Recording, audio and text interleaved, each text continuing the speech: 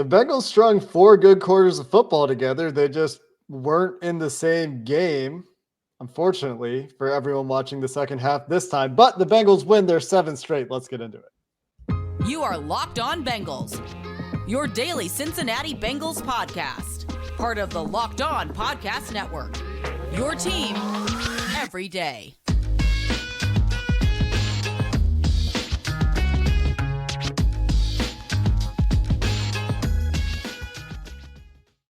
What up, Bengals fans, and welcome to another episode of the Locked On Bengals podcast. I'm your host, Jake Lisco. He's your host, James Rapine. Together, we are part of the Locked On Podcast Network, bringing you coverage of your team every day, free and available everywhere you get your podcasts and on YouTube. So if you're new, and some of you are still new, as the Bengals have won 7 straight games and are now 11-4 on their way to the AFC playoffs, well, hit the subscribe button, hit the follow button, and join the growing First Listen Club. And Merry Christmas. Happy holidays. Whatever you're celebrating or not celebrating, I hope you're having a fantastic day as the Bengals have squeaked out a win, James. And that's where we're starting. We're going to have to talk about La'el Collins' injury as well. But boy, last week we talked about tale of two halves, and this week it was very similar, just not in the direction you want it to be. It was a flawless, near flawless, I should say, first half. There was that interception that Tyler Boyd stops on his route. Joe Burrow throws it to a diving Devin McCourty instead of a continuing his route Tyler Boyd. Mixed fault there. A lot of that goes to Tyler Boyd, but near flawless first half. A shutout, 22-0. Evan McPherson has his issues. We'll talk about Evan McPherson, I suppose, as well. But boy, everything that could go wrong went wrong until the very end of this game in the second half, and they manage a win on the strength of Vonn Bell forcing a fumble that could have very easily been called forward progress, but was not. Not the way they wanted to finish that game. And the defense was excited. You know, you can see BJ Hill and Mike Hilton going off the field, and they're excited. But Joe Burrow, I think, clearly not pleased with the way that they finished that game and not pleased with the way the offense went in the second half. And so a lot to talk about here, right, James? Mm-hmm. Yeah, a lot. And honestly, I think it's a first. It's a first for this Bengals team because, yeah, it was the land of 6 rings that they were in, but they went there and they kicked the Patriots' tail for a bit. And the Patriots rallied, found ways to scratch and claw their way back in the game, forced mistakes. And that's what this defense has done all season long, by the way. So it's not like this defense for the New England, it was an outlier performance. But the Bengals have very rarely during this 1.5 year run, now really 2-year run, we're at the end of 2022, so we can say that, 2-year run, have they been on the road, clear favorites where not just Cincinnati, but the entire world, Pats fans included, expect them to win. Mm-hmm. And that's where they were. And then all the momentum goes against them. Everything is that was going their way stops going their way. They have dropped passes. They have turnovers, interceptions, fumbles, pick sixes. Mac Jones somehow finds a way to almost complete a ball to Bengals legend Scotty Washington that just happens to hit his hand and right into Jacoby Myers' hands. Yeah, that's right. Legend, clearly. Yeah. Right. And it's just like, holy smokes, like what is going on? And it's really, really hard to stop the bleeding when the snowball effect happens like that. And you can feel it. And everything gets tight. And they found a way to do that. And I think that's good for them because really good teams are going to have to deal with that at times. And it wasn't always perfect. It was a bunch of ugly crap in the second half, and we can go over drive by drive and all of that stuff. And I'm not going to be completely positive throughout the show. But my overarching takeaway from today is that the Bengals are better now than they were walking into Gillette Stadium this morning because they did something I don't think they've really had to do during this run and felt pressure that I don't think that, and I get it, they felt pressure during the Super Bowl run and playoffs. This is different. It's different when the whole world expects you to do it. And then it's like, oh, they're not going to do it. And the Patriots are literally, 15 feet from victory? 15 feet. And Vonn Bell, man, give that man some boxing gloves, punching the ball out at the right time, and they find a way to get a win. So that's my big takeaway. But yeah, it was a lot of ugly in the second half, a lot of awesome in the first half. And the other thing, that Joe Burrow guy, he's pretty good. He's pretty good. Yeah, I think we can talk about Joe Burrow's game because at least some people in my mentions thought that he had a bad game or made some bad decisions. Bad game. That dude slang it all over Belichick. He was flexing on Bill. Yeah, here's the thing about Joe Burrow's game is he threw like 3 touchdowns that weren't caught. I think it was 3. So one's Jamar Chase. You could argue that his hand is held. He tries to catch it with one hand. He's made that catch with one hand before. Doesn't quite come down with it. Another one is Trenton Irwin goes off his hands. Looks like he slows down on the ball, trying to track it in the air as soon as he finds it. And that clinches the game that would have clinched the game, by the way. Oh yeah, no drama if Trenton Irwin can manage to catch that pass. Some people have called that an overthrow. I don't believe that it was an overthrow. It was a dime. Keep going. I thought it was a great pass. And then there's the T. Higgins ball where, again, you can make an argument that T. Higgins is held. He's going after it with one hand. Again, it's a catch that T. Higgins has made before and doesn't quite happen.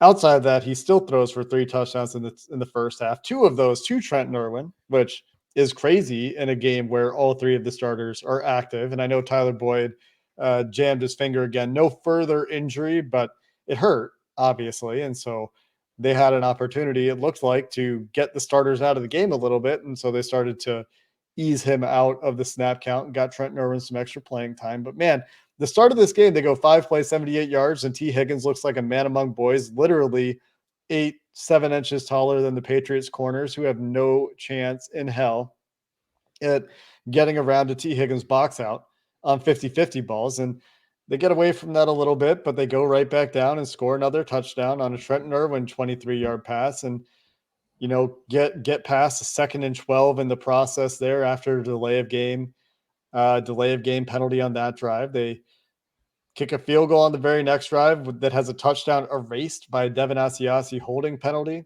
They try to get Devin Asiasi the revenge game going. Didn't quite happen. Then there's a weird interception to Tyler Boyd, intended for Tyler Boyd, that Devin McCourty jumps in front of. I put a lot of that on Tyler Boyd, but that is a 13-play, 58-yard drive that's about to convert. Well, I guess they're in a 2nd and 14, but they're still in scoring range. Going to get more points at this point. They would have scored for sure. Mm-hmm. Yeah. And then a touchdown, 12 plays, 80 yards to finish out the half.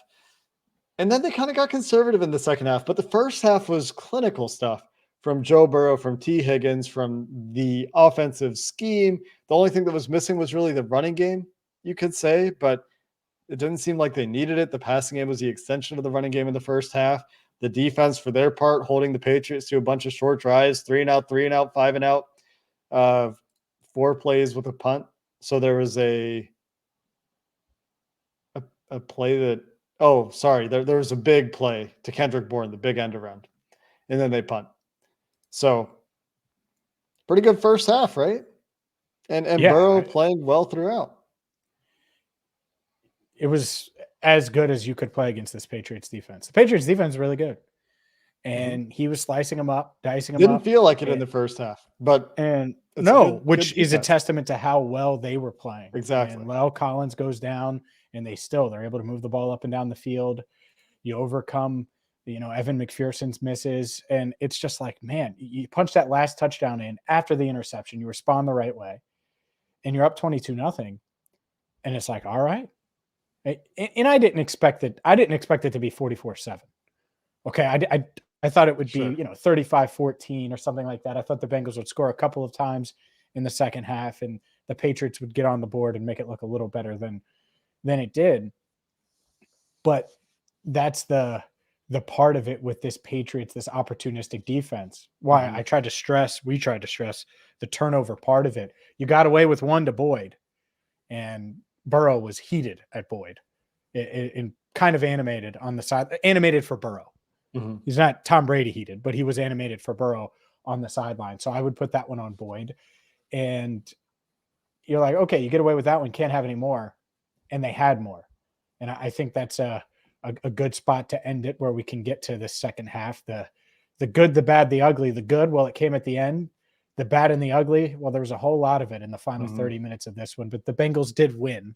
So I'll send it to break on a high note. Today's show is brought to you by PrizePicks. PrizePicks is daily fantasy the way it should be. All you do is pick the players and whether they're going to score more or less than their PrizePicks projections. You can pick 2 to 5 players. So Burrow, I hope you took the more when it comes to Burrow yards, because he almost threw for 400 in the house that Tom and Bill built. And whether it's Burrow, whether it's a Bengals player, it could be anybody. And you can earn up to 10 times your money on any entry with PrizePicks. And they offer projections on any sport that you watch. NFL, of course, NBA, and all of them in between. College basketball, college football, all different types of sports. And by the way, if you're eliminated in fantasy, which by the time you hear this, I'm probably going to be eliminated, it's just another reason to get in on the PrizePicks train. I'm talking about your season-long fantasy leagues. So get in on daily fantasy the way it should be with PrizePicks by using the PrizePicks app, or go to prizepicks.com to sign up and play daily fantasy sports. First-time users receive a 100% instant deposit match up to $100 with promo code Locked On. If you deposit $100, you'll get a bonus $100 by using promo code Locked On. Don't delay. Sign up now at prizepicks.com or the PrizePicks app with promo code Locked On. Before we get into the second half in earnest, James, and there's a lot to unpack in the second half. We've kind of talked about some of those notes. Let's cover a couple things here. And I think the second half is really important to talk about, but La'el Collins injury I want to get to, and Evan McPherson kicking, I want to touch on that really quickly so it doesn't get entirely buried. La'el Collins leaves with a knee injury. On replay, it looks like, oh yeah, clear ACL, or could be a clear ACL anyway. Scary stuff for the Bengals starting right tackle. Yep. Ends up walking off, hobbling off, maybe more accurately. Eventually gets carted back to the locker room. Talks to some reporters. So some reports come out during the game. First off, Kelsey Conway and Ian Rappaport, that it's not an ACL. Rappaport reporting that the knee comes out of the socket, goes back into the socket. Happened to Jonah Williams. Really painful stuff. Some fear that there was more going on for La'el, obviously, with the mechanism of the injury there. He did speak to reporters after the game and told Kelsey Conway that if he does miss a game, it would be just one game. That's what Collins said. There is a long week here. They get a couple extra days going from a Saturday game to a Monday game. So if LC was ever going to get back, this would be where he might be able to do it with a couple of extra days. But it sounds like he's confident in avoiding disaster. I think he told Trags in a locker room video that I watched that it wasn't the typical getting rolled up on. And, obviously he was in a great deal of pain down there. Patriots signaling to the sideline immediately. And he was not happy on the field, but after the game, he looked pretty happy. And hopefully that's good news. It sounds like they've avoided the worst for sure. And I'll just say this, they would miss La'el Collins if he were out. He hasn't been perfect this year. But this stat from PFF, Hakeem Adeniji came in obviously in relief. He was only charged with 1 pressure, which you would think would be really good, but PFF charted Adeniji, and I quote, with 8 pass blocking losses that didn't result in pressure, largely due to quick releases from Joe Burrow, who averaged 2.28 seconds on a time to throw in this game. So hopefully La'el recovers quickly. Yeah, that's the thing is with La'el Collins, I get people are complaining, but of course he's their best option.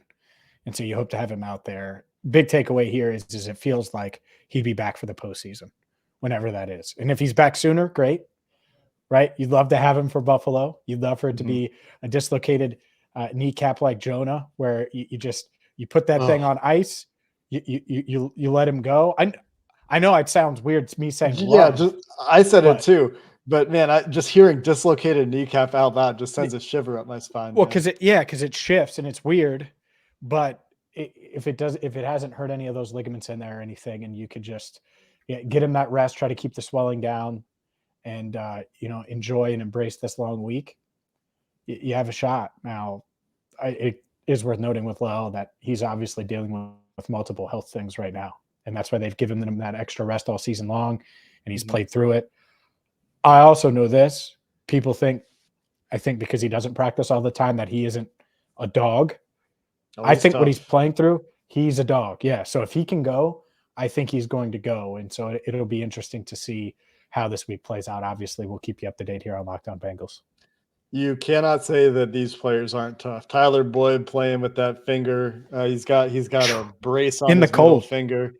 And like 0 like temperatures in Foxborough. You got LC playing through stuff all year. You got Trey Hendrickson playing through a broken wrist. You got Cam Taylor-Britt coming back after that stinger last week. And I think he played the whole game. For better or worse, I guess. He had an up and down game himself that we'll probably talk about at some point this week. But these guys are tough. Before we get to the second half, James, I also want to make sure we hit on Evan McPherson because it looked like it was a weird day kicking. Both kickers really struggling in this game. Mm-hmm. I, again, am going to choose to not put too much panic or stock into one bad game from Evan McPherson. But like Zach Taylor said in his press conference, they need those 5 points, right? You don't lose those 5 points. You're 27-18 on a missed field goal and 2 missed extra points. Mm-hmm. You're not stressing so hard there at the end of the game. Or maybe Belichick manages it a little bit differently, but you need McPherson to be more consistent. He's had issues on PATs this year, and I know it was weird in Foxborough and it was cold, but they'll need him to find last year's playoff form. It is important that your kickers are reliable, and hopefully McPherson finds that form again here because it wasn't great today. No, it wasn't. It sucked. Let's call it what it is. It sucked from the guy who nicknamed him Money Mac. It's bad. But if he's going to have struggles in, I put him in that same category, and maybe I shouldn't. Maybe he hasn't earned it, of like Chase or Burrow or Higgins or insert whoever. And it's not necessarily in that order, but there's some equity that's built up. And the fact that Nick Folk in his home stadium couldn't make an extra point, big extra points, by the way. I mean, the second one was huge. I mean, think about how that final sequence goes. Yeah. If they only need a field goal to tie, it changes the entire mindset. Now you still want to go win if you're the Patriots, but it still changes things a bit. So, yeah, I don't know exactly what it is. I do expect, and expectations are high for Evan McPherson. I expect him to learn from whatever the heck was going on wind-wise, ball-wise, cold-wise, all of those things. He's kicked in weather before, so I can't say that. Kansas City, Tennessee, divisional round, AFC championship game. Enough said, right? So it can't just be the weather. But whatever it is, you need to learn from it, move on, keep it moving. So I expect him to do that. We'll see if he can do that and bounce back, because you're right. Now it's kind of like, all right, do we have to pay attention to extra points? Because I gotten used to not paying attention to extra points, and now it feels like we have to. Yeah, it's been a bit of a tough year for him on extra points, and in that 40 to 49 yard range, again, even including last year, somewhere in the 70s on converting those kicks, those field goal attempts from 40 to 49 yards. He's great from 50 plus. Obviously, the leg strength is there for him. Has a chance to get it right. The weather warming up in Cincinnati, of course, projected to get back to 50 degrees by Wednesday next week, and remaining warm, it appears, into January. So obviously anything can change with the weather, and it's insane right now. The polar vortices, and we need to get a meteorologist on the show all of a sudden, James, but it looks like the weather is going to be better. If you're watching on YouTube, I'm in a beanie and a hoodie. I mean, when have I ever worn a beanie on this show? Probably never ever. I'm not a big hat. It's cold, man. It is cold out there. Or for our Canadian listeners, they call those toques up here. You ever heard that term before? Toque? A toque. No, that's what they call those. Not going to lie to you. I hadn't either. That was new to me when I came up here. Anyway, we should probably get back into the second half of this game, where things did go off the rails, and we'll finish up the show there. Just wanted to make sure we hit on a couple of big notes that I didn't want to get left till the very end, and we'll finish up the show with that second half. Before then, today's show brought to you by NHTSA. You're hanging out with a few friends, putting back a few drinks, and a few becomes a few too many. And as the evening goes on, people start to head out. You think about calling for a ride, but no, you live nearby. You can make it home okay. It's not a big deal. What are the odds you'll get pulled over anyway? And even so, what's the worst that would happen? Your insurance goes up, you lose your license, you lose your job, you total your car, you kill someone. Everyone knows about the risks of driving drunk. The results are tragic and often deadly. But that doesn't stop everyone from getting behind the wheel under the influence. And that's why police officers are out there right now looking for impaired drivers on our roads to save lives. So if you think you're okay to drive after a few drinks, think again, play it safe, and plan ahead to get a ride, because it only takes one mistake to change your life or someone else's forever. Drive sober or get pulled over. Second half. Let's dive into the second half. Yeah, the second half where, whew, let me just get out another one real quick. Whew.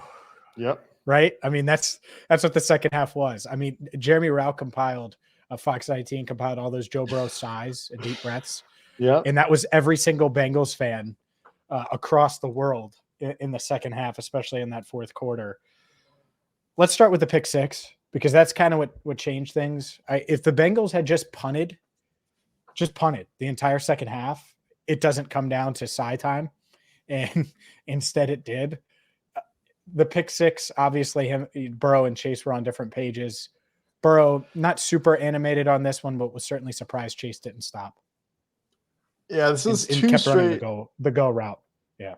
Right. This is two straight plays. So this is the first of two plays where the Patriots show a zero look. They got Bird sitting on a picket fence, as Mike Santagata likes to say, or sometimes say, where there's a flat contour in the secondary, and that's a pretty good indicator that there's a zero blitz coming.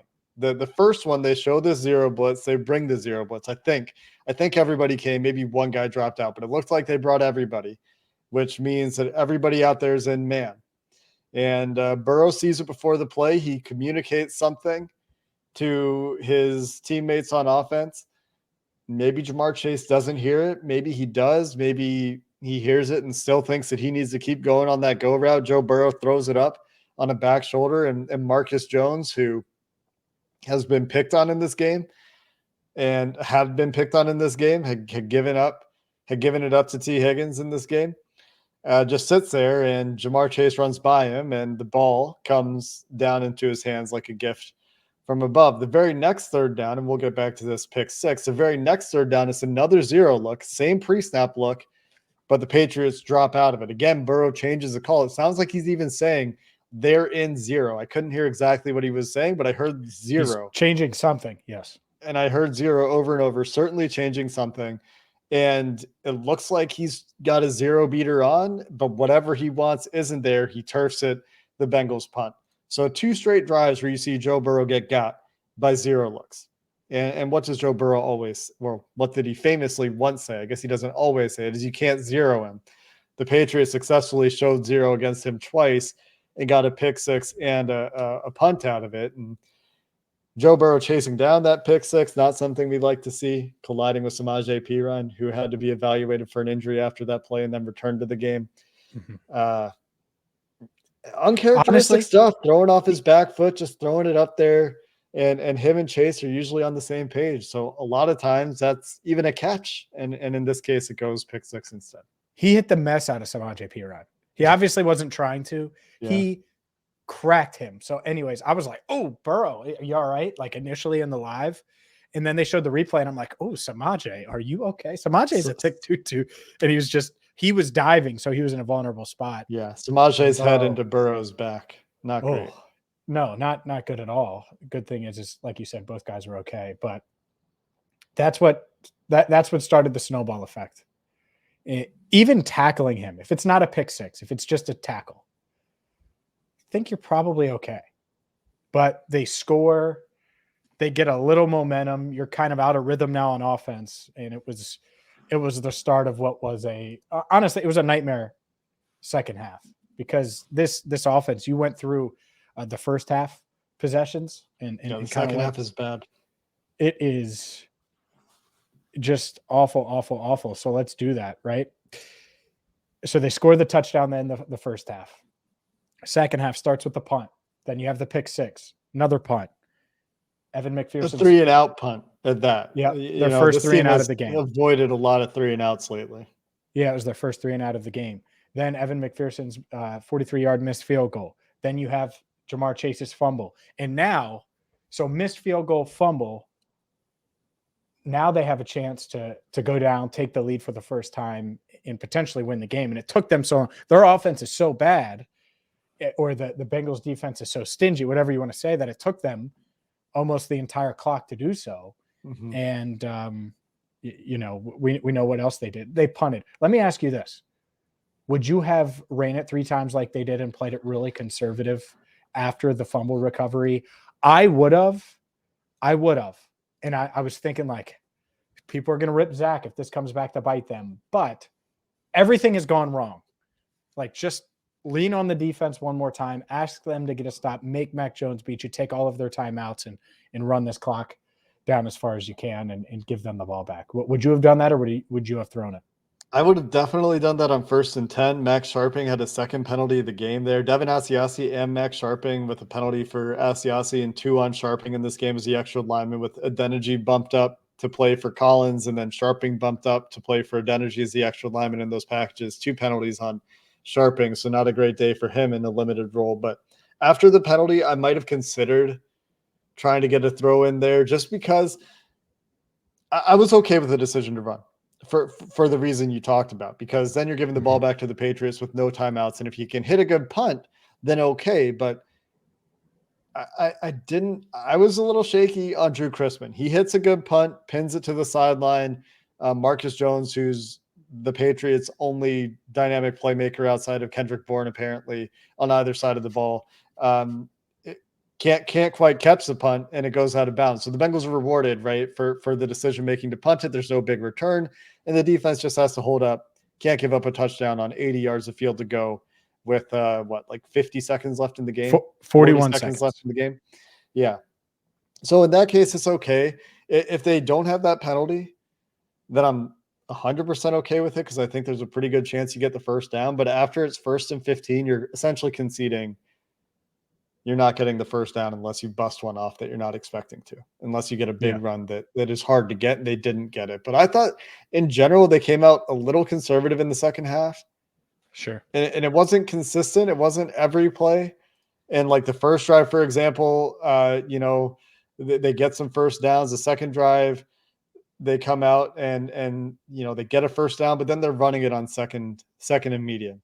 And then the next drive, they run it, or they try the little dump off to Joe Mixon on 2nd and short. All those deep plays kind of had gone away until they finally go back to T. Higgins, Marcus Jones. And that set up the field goal miss. Go back to that matchup, right? Mm-hmm. But that was all it was. Then on 2nd down again, 2nd and 7, you get a run for 5 yards. They convert the first down. 2nd and 6, another run for 2 yards, sets up a 3rd down. So they're getting themselves into these 3rd down positions, and where they're converting them in the first half and getting all those first downs in the first half, not converting at such a high rate in the second half, compounded with the interception, obviously, and the missed field goal. And I mean, it's the opposite of last week's game, except New England doesn't have a good offense. And even with that New England bad offense, after the pick 6, they go touchdown, fumble on the 5-yard line to lose the game. Could have been touchdown to win the game instead. So the Bengals escape, but it could have been the opposite of last week, which people were saying, oh yeah, this looks like the opposite of last week. People were saying that it, like, coming out of halftime, like, oh, can't have what the Bengals did last week to Tampa. And I'm like, these are different teams. And then that's exactly how it went. Yeah. It did. You just got to play clean. That's what I said, right? What did I say in the crossover? If they had punted every second half possession, it would have been fine. But when you give them points, and then weird things happen. And by the way, weird things are going to happen on the road against a desperate team that has a Hall of Fame head coach. Mm-hmm. It's going to happen. Jacoby Myers might get a lucky tip to himself. That was right. That's wild. Like Zach Taylor's jaw dropped for about 7 minutes. And I'm sure there's memes out there about it. And I get it, but that stuff happens. And honestly, Jake, if you would have told me that Burrow would have 2 interceptions, including a pick 6, that Chase would have a fumble, that this Bengals team would only force 1 turnover, so lose the turnover battle by 2, I probably would have said, oh, well, the Bengals probably lost. And the reason they didn't lose, because there was a bunch of keys, but there's one key, and this is where we get to take our victory lap. There's one key that they did that allowed them to absorb all of those Oh, miscues. yeah. Mm-hmm. They started strong. They got did. off to a hot start. We've talked about it so much here. And I know there's been people say, you're beating a dead horse. Well, dead horse that. Because that's the reason. Literally, that's the reason they won. And you could say, oh, well, no, it's Vonn Bell or no. By the way, awesome play. But the reason they were able to play so sloppy is because they were dominant. They looked like the best team in football in the first half. Mm-hmm. And so they gave themselves some leeway, so to speak, and they were able to hang on. And that should be, I think, the ultimate takeaway is the fact that they found a way to hang on. Really good teams do that. Yeah. Bad teams find a way to lose.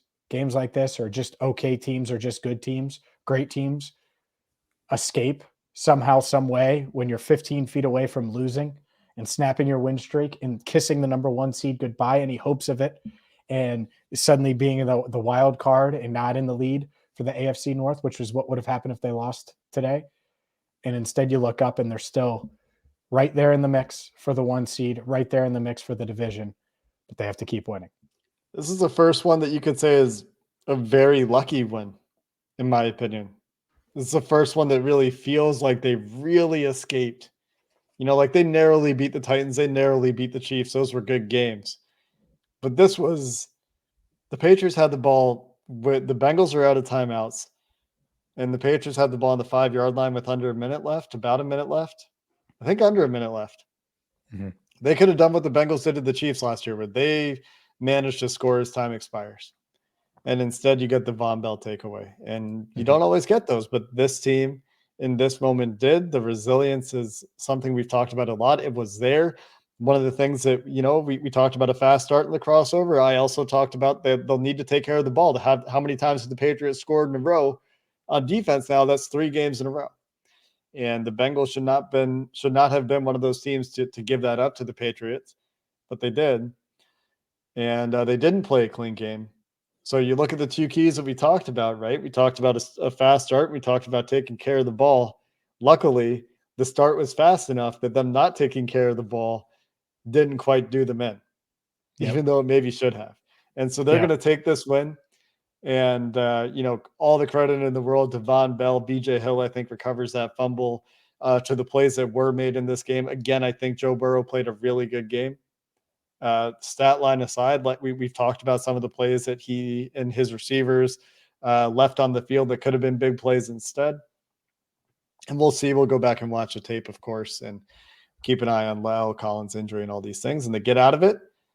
And they've eclipsed last year's win total, James, at 11-4, 10-7 to finish the year last year, of course. And 2 more games, 2 more opportunities to lock up the AFC North, to lock up the number 2 seed, if not the number 1 seed, if they can get a little bit of help from somebody in the AFC West against the Kansas City Chiefs. Yeah, and that could happen, by the way. And have the Bengals, I'm just going to ask you, I'm going to test your knowledge here. Have the Bengals ever won 13 games in a season, Jake? Not in my lifetime, certainly. They have not. They've never done it. So you're 2 away. I think they were 12-4 in 88. We looked this up last week. The one time they were a 1 seed, I think, was the 88 playoff run. And I think they were 12-4 that year. And they won 12 games in 05. Or in 15, excuse me. They should have won 12 in 05, but they sputtered down the stretch. That's right. So, hey, get to 12. 12 would be fun. 13 now, that might get you the 1. How about that for a ride? We'll see if it happens. The Bengals would need some help, of course. And the Chiefs look good, but hey, by the way, Sunday, right? Yeah, last thing. Marquise Goodwin put up a big 0 for me. I was thinking like Seahawks handle business against the Chiefs. He goes off for 3 TDs and helps me to fantasy glory. That didn't happen. It didn't happen at all. But just quick schedule note. I didn't know if you were going to say it or not, Jake. So we will be back Monday evening. Thank you for listening to the show or watching the show. And Merry Christmas. Happy holidays. Yeah, enjoy this time, whatever it is you're doing. And we think that any of you, we thank you if you've made us any part of your little holiday here, or big holiday, depending on how hard you go this time of year. But that's going to do it for this episode of the Locked On Bengals podcast. And we appreciate you listening as the Bengals move to 11-4. Hoo day, and have a good one.